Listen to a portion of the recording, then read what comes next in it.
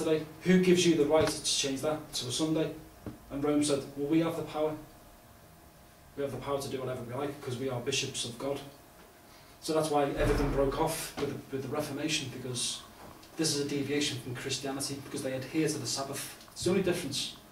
Whether they do that publicly to the masses, cool. Whether they do it privately or whether they do Luciferianism or Kabbalism, it makes no difference. This is what they wear. That's the mask they wear as a Protestant. It's absolutely necessary for the safety, peace and quiet of the realm. You'll see it's a realm and not a kingdom. To obviate all doubts, which means it's crystal clear, there's no doubt about it. And contentions in the same by reason, or pretended titles, which means if you're married to a Catholic, you're removed from the line because you can't go there, you have to be a Protestant. The Act of Settlement, dissolving Protestant succession after Queen Anne, and the Princess Sophia, Electress, Duchess of Dowager. And you'll notice there it's Hanover. Now where's Hanover? Any geography students in? Where's Hanover? German. So where did your crown move to? England? Or did they go to Germanic Empire? Because we've already seen previously in the 14th century, Leopold was part of the German Empire, so this is moving back to Germany. This is Scotland mainland. 1707, Act of Union, Article 2. Again, it's quite long-winded. Succession of the monarchy, and here it's the United Kingdom of Great Britain. And the dominions, which is all their vassal kingdoms, belonging after her most sacred majesty and default of issue of her majesty, be remain and continue to the most excellent Princess Sophia, Electress and Duchess Dowager of Germany, who being Protestants upon the crown of England is settled by an act of parliament made in England. So we're just confirming basically that the previous oath of settlement and the English Bill of Rights is confirmed. It says they're entitled an act for the further limitation of the crown and better securing the rights and liberties of the subject. Provision at the bottom there, the provision for the descent of the crown of England made by another act, which was the Oath of the Settlement Act. In England, the first year. And it just basically sets down the liberties again, confirming in writing with Scotland. Nothing crazy, all standard history. We noticed this before, this think tank of the government. As it says there, the monarch and the government. The monarchy is the oldest institution of government in the United Kingdom. The UK's monarchy is considered the oldest of all modern constitutional monarchies. Most of the powers once exercised by the monarch has now been devolved, which goes back to the 13th century, which was discussed before with the provisions of Oxford. They've always tried to devolve the monarch of power.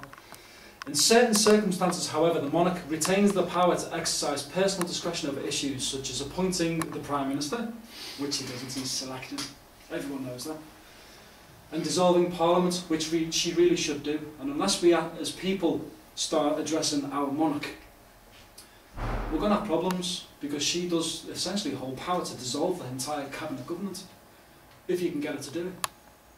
Even though these powers may never be used in practice and only ever be exercised symbolically.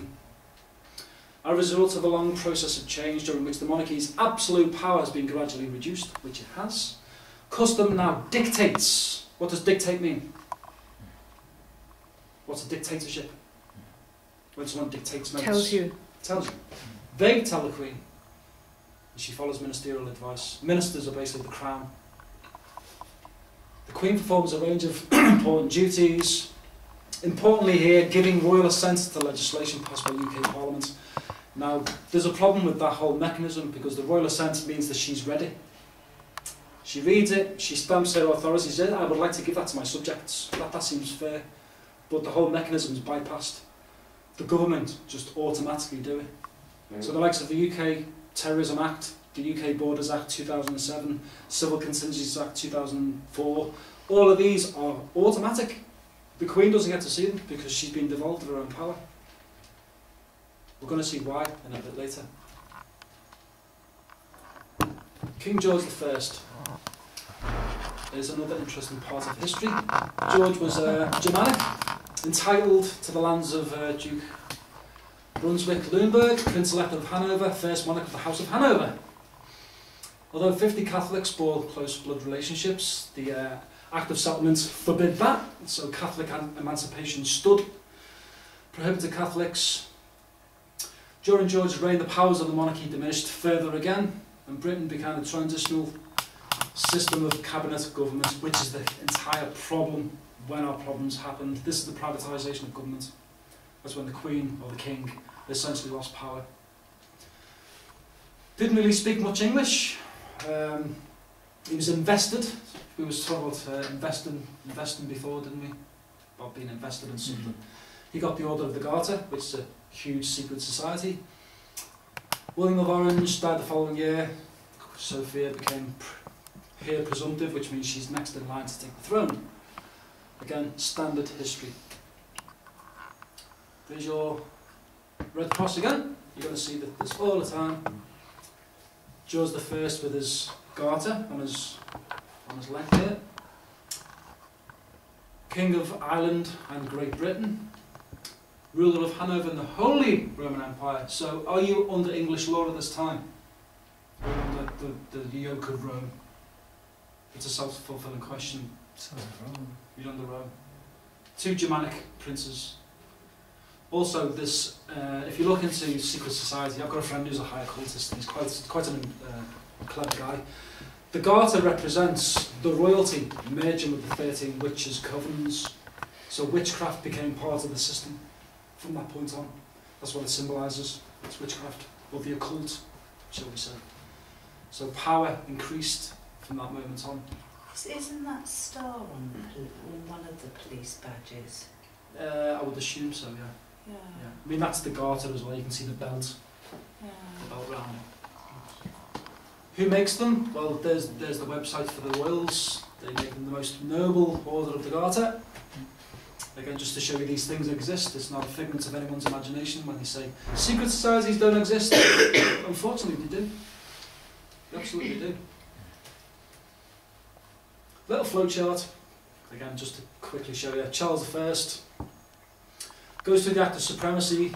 We go to the Succession Acts, which essentially is to do with the Queen's daughter's illegitimate. You know, she's a bastard child.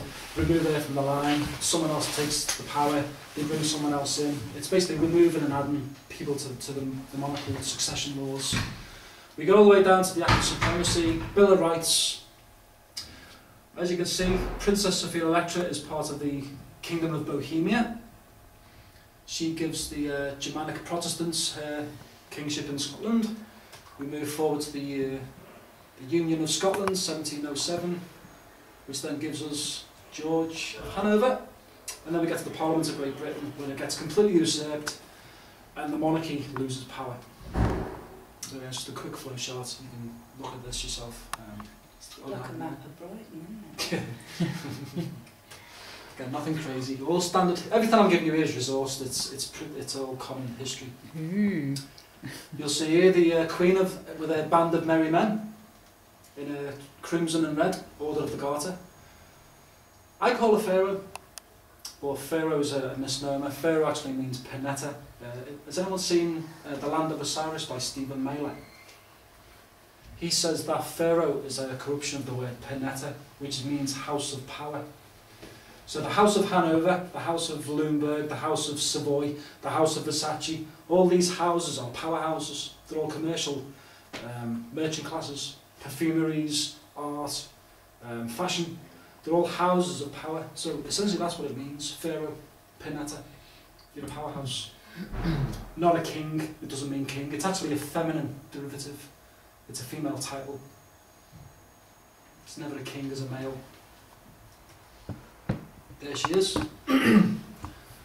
Notice the owl of Athena. Anyone ever seen any occultism? They'll see Moloch. Well, that's a really old sigil for Lilith. Hecate. And notice she's holding the 2 feathers of Mart, which again is an Egyptian symbol. He's the Grand Master. She's the Sovereign, Grand Sovereign. We're going to look at the symbol in a little bit as well. So there's that one. Most Honourable Order of the Bath. It does exist. Prince William was also made honorary member. He was the 999th member. Apparently they missed someone else, so they couldn't call him the 1000th. They had to call him 999. But that was only recently. Whether he's the 1,000 point of light, I don't know. It's possible. But 999. Officially, but it could be 1,000th. It just seems a significant number to throw onto him. Yeah. But there you go, this company makes all their regalia and they tell you how it's all been made and what it's made of. A little bit more forward, another 100 years, the Act of Union. It was passed by both Irish and British parliaments despite much opposition, signed by Mad King George III. Became effective January 1801. Catholic emancipation was still being addressed but was thwarted because he refused to break his Coronation Oath Act, which ties him to the churches. Interesting point side I noticed here was Dublin Parliament was abolished, Ireland was to be represented at Westminster. What happens when you're represented by anyone? They speak for you, you lose your voice, you lose your viva voce. Free trade